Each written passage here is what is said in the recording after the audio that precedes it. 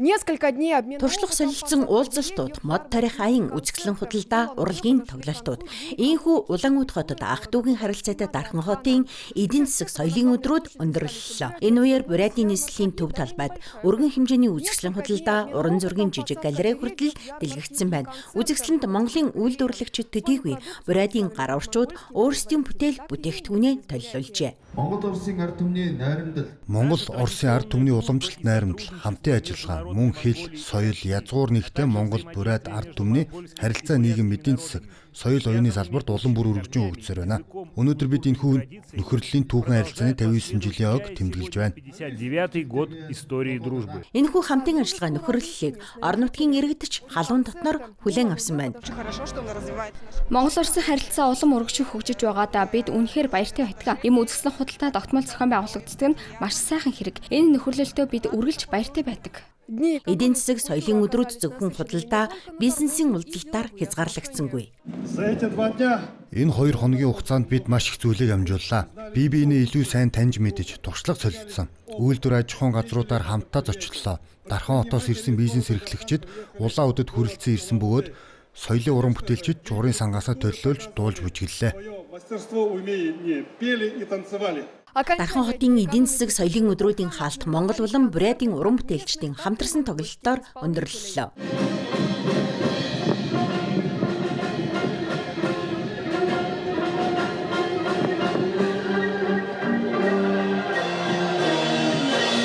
Харин эх жил хоёр талын хувьд онцгой жил дохионо. Дархан хоттой цаашдын хамтын ажиллагаа улам нэгт үргэлжилнэ. Эх жил Монгол Оросын найрамдалт харилцаа тогтоосны 105 жил, мөн Улаанууд болон Дархан хотууд ах дүүгийн харилцаа тогтоосны 60 жилийн ой тохиож байна. Үүнтэй холбоотойгоор бид Улаанууд болон Дархан хотуудад зохион байгуулах олон арга хэмжээг хэдийн төлөвлөж эхэлсэн. Ирэх ойн жил ах дүү хоёр хотыг илүү өргөн хүрээтэй, илүү том хөтөлбөрүүд хүлээж байна. Алена Михайлова, Данил Щербаков, новости дня.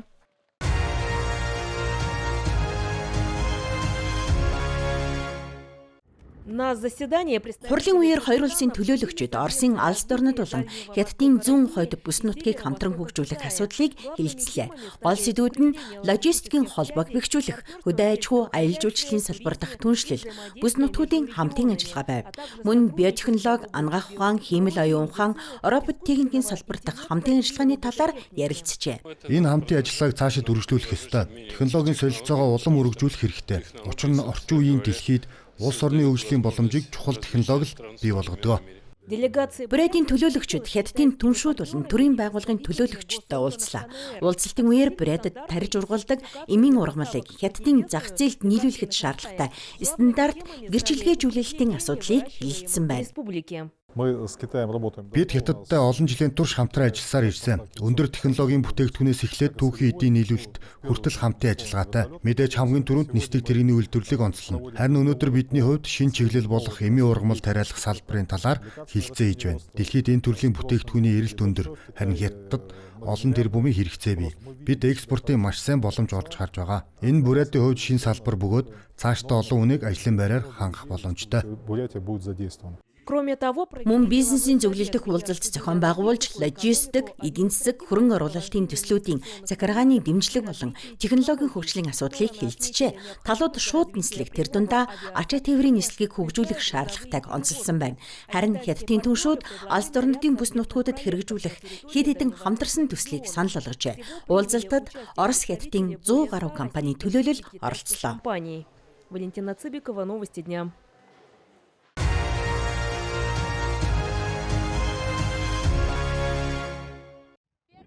Зөвлөлтийн үеийн цэрэг спортын Зарница тоглоомын түүх 1964 оноос эхтэй. Харин Зарница 2 тэг бол түүний орчин үеийн шинэ хувилбар юм. Өмнө нь хан нэхрэм маягийн өрсөлдөөн байсан бол өнөөдөр энэ тоглоом зөвхөн биеийн дэсвэр хатуужлыг бус логик сэтгэлд багаар ажиллах чадварыг шалгасан бодит сорилт болон ургажжээ.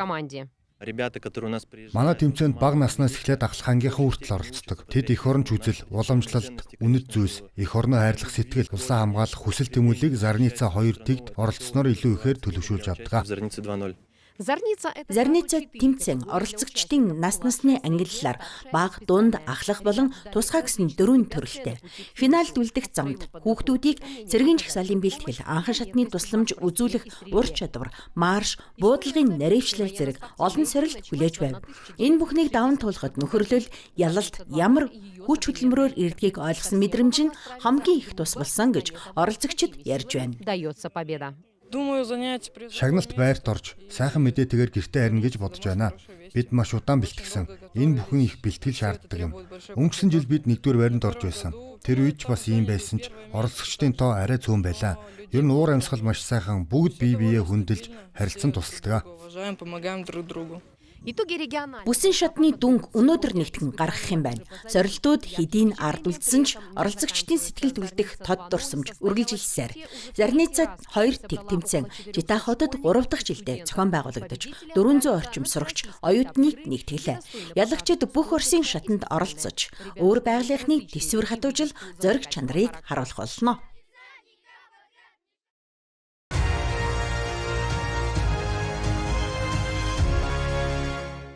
Олон улсын гэр бүлийн өдрөөр Элистэй хотод бүх Оросын оны шилдэг гэр бүл уралдааны бүсийн шатны шувтаргын шалгаруулалт болж өнгөрлөө. Энэхүү үйл ажиллагаа нь уламжлал болон тогтож халимагт 11 дахь жилдээ дараалан зохион байгуулагдаж байна. Энэ хугацаанд бүс нутгийн 300 орчим гэр бүл оролцжээ. Оролцогчдыг халимгийн засгийн газрын орлогч дарга бөгөөд салбарын сайд Марина Ользятеева баяр хүргэн мэдчилжээ. Тэрээр илтгэлдээ бүгд найрамдах улсад олон хүүхэдтэй гэр бүлийн тоо өсөж байгааг онцлоод тэднийг төр, ажил олгогчид болон нийгмийн зүгээс бүх талаар дэмжихийн чухлыг тэмдэглэжээ. Тэмцээнд оролцож байгаа гэр бүл бүхэн төрөөс хэрэгжүүлж байгаа гэр бүл хүн амын бодлогын нэгэн чухал төлөөлөгч болж байна. Өнөөдөр улсын өмнө төрөлтийг нэмэгдүүлэх, гэр бүлийн уламжлалыг хадгалах, үнэт зүйлсийг хойч үедээ өвлүүлэх зэрэг томоохон зорилтууд бий. Төрийн хамгийн гол үүрэг бол гэр бүлүүдэд таатай нөхцөл бүрдүүлэх явдал юм. Энэ нь зөвхөн нийгмийн халамжийн мөнгөнд дэмжлэг биш, боловсрал, цэцэрлэг, эрүүл мэндийн тогтолцоонд нөхцөл боломжийг сайжруулах асуудал юм. Мөн өнөөдөр бидний тавьж байгаа хамгийн чухал зорилт бол хувийн хөвшлийг, гэр бүлийг дэмжих ажилд татан оролцуулах явдал. Ажил олгогч бүр, байгууллагын удирдлага бүр, үйлчилгээ болон худалдааны салбарын төлөөлөгч бүр хүүхэд өсгөн хөгжүүлэхэд ээлтэй орчин бүрдүүлэх ёстой. Сонгон шалгаруулалтын шатнаас нийт 15 гэр бүл шалгарсан байна. Оролцогчид уламжлалыг хадгалагч гэр бүл, олон хүүхэдтэй гэр бүл, алтан гэр бүл, ехөрнө хамгаалагчийн гэр бүл, хөдөөгийн гэр бүл, залуу гэр бүл гэсэн 6 төрөлд өрсөлдөжээ. Тэмцээнд бага насны хүүхдүүдээс эхлээд эмээ өвөө нар хүртэл оролцсон байна. Тэд шүүгчдэд зориулан танилцуулга видео, гэр бүлийн танилцуулга хуудас, уран бүтээлийн үзүүлбэрээ толилуулжээ.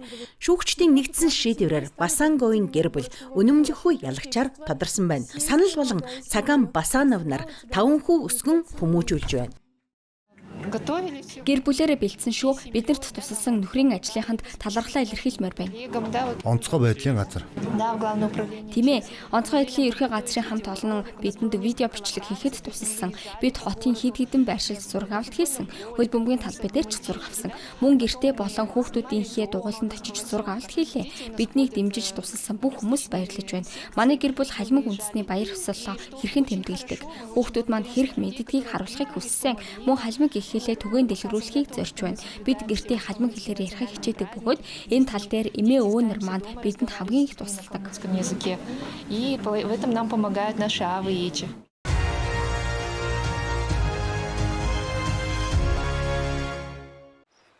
Яттын ирээдүйн хот хэмээгддэг Сюн анд байрлах Баяндян нуур нь хойд хятадын тал нутгийн хамгийн том цэнгэг ус нуур, намгархаг экосистем юм.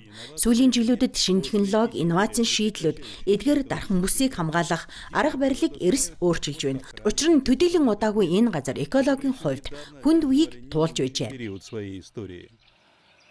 Одоо бид хиймэл дагуулын зайнаас тандан судлах технологи болон гиперспектрал мэдрэгчтэй дрон ашиглан бохирдол үүсэж болзошгүй бүсүүдийг хурдан илрүүлдэг болсон. Мөн хиймэл оюун ухаанд суурилсан усны автомат шинжилгээний систем, байгаль орчны мониторингийн тусгай платформуудыг ашиглаж байна. Эдгээр нь Баяндян нуурын усны чанарыг тогтвортой хадгалж бүс нутгийн экологийн эрүүл байдлыг хамгаалахад тусалдаг. И обеспечивать экологическое здоровье этой местности.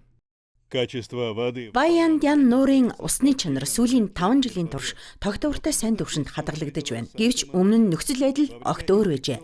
Бүгд найрамдах Хятад ард улсын дарга 2017 онд Сюн Анд ажиллах үеэр Баян-Дян нуурын экосистемийг сэргээж цаашид онцгойлон хамгаалах шаардлагатайг онцолж байсан юм. Үүнээс хойш нуур болон намгархах газрын цэвэрлэгээ хамгаалалтын ажлыг эрчимтэй хэрэгжүүлж эхэлжээ. Были значительно усилены. Экологийн санаачлагын хүрээнд мэрэгчлэтнүүд байгаль орчныг сэргээх арга хэмжээг бохирдлын гол их үүсвэрийг илрүүлж бууруулах ажилдаа хослуулан хэрэгжүүлсэн. Энэ цогц арга хэмжээ нь усны сав газрын хэмжээнд уялдаа холбоотой тогтолцоотой менежмент бий болгоход хувь нэмрээ оруулж байна. После 10 10 жилийн турш тасралтгүй үргэлжилсэн экологийн төлөөх ажлын үр дүнд байгаль дэлхий дахин сэргэлээ. Зэгсээр урлал хийдэг нутгийн дархан Лю Люнлэ Баян-Дян нуурын өөрчлөлтийг өдөр бүр харж баталсаар иржээ. Түүний хүүхэд насны дурсамж дах Бадамлынхой цэцэгтэй нуур өтгөн зэгсэн шугуй шуудтай намгархах бүс өнөөдөр дахин эргэн ирсэн байна. Уугуул иргэний хувьд төрөлх газрынхаа экологийн өөрчлөлт олон шууд иргэн ирж байгааг харахад үнэхээр бахархал төрдөг. Энэ бүхэн надад уран бүтээлийн урам өгч зэгсэн урлалаараа дамжуулан энэ сайхан нутгийг хайрлах сэтгэлээ бусадтай хуваалцах боломж олгодог. восстановление. Баян-Дян нуурыг сэргээсэн ажил нь зөвхөн нэг бүс нутгийн амжилтын түүх биш юм. Энэ нь Хятад улс техник технологийн шинжилэл болон байгаль орчны хамгааллын тэнцвэрийг хэрхэн хадгалахыг эрэлхийлж байгаа туршлагын илэрхийлэл бөгөөд дэлхийн экологийн удирдлагад үнэтэй сургамж болж байна. Экологии. Сун Тяньюань, Иван Молостов, CGTN.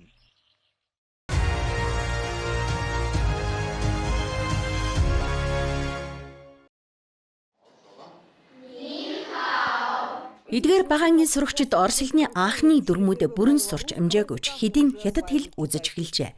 Нэгээс 10 хүртэлх тоо, мэдчилгээ, гэр бүл сэдвийн үгс, хэд хэдэн дуу болон 3 дугаар ангийнхны мэдлэгийн санд аль хэдийн багтсан хөтөлбөр аж. Сургууль дээр 9 дугаар сараас эхлэн үн төлбөргүй Хятад хэлний нэмэлт хичээл орж эхэлсэн бөгөөд хүүхдүүдийн дунд ихээхэн эрэлттэй байгаа юм.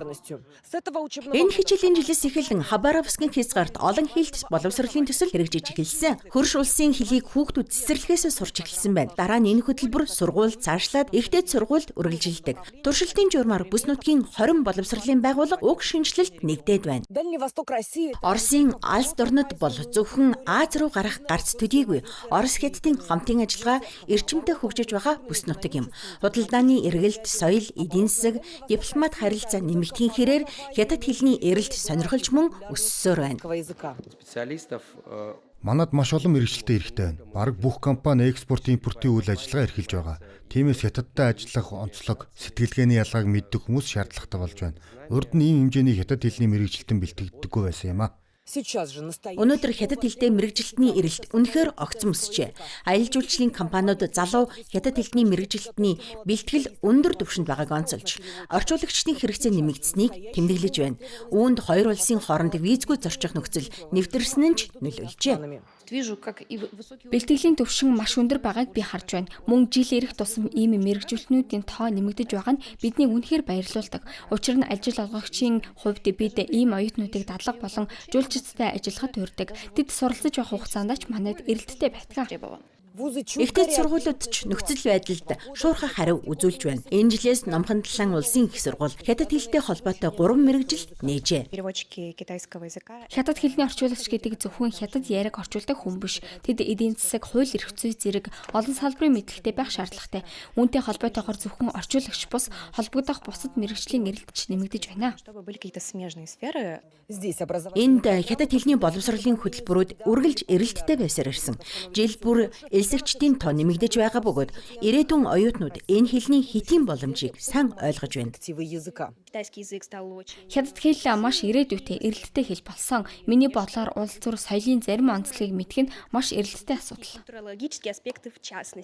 Хабаровск болон Алс дорнодын бусад хотуудын боловсролын байгууллагууд ч Хятад хэлний өсөн нэмэгдэж байгаа эрэлтэд идэвхтэй дасан зогсож байна. Коллежийн оюутнууд хан зүсгийн түүх, уран бичлэгийн үндсийг судалж, сургуулийн хүүхдүүд хүүхдүүд өдөр тутмын энгийн хэллэг сурч байна. Харин ихтэйд сургуулиуд орчуулагч бэлтгэх хөтөлбөрөөр өргөжүүлжээ. Орос, Хятад хамтын ажиллагаа улам нэгтэрч байгаа энэ үед хятад хэлний нэр хүнд цаашид ч өссөр байх нь гарцаагүй. Хабаровск, Россия. Найти пушницы. И вниз.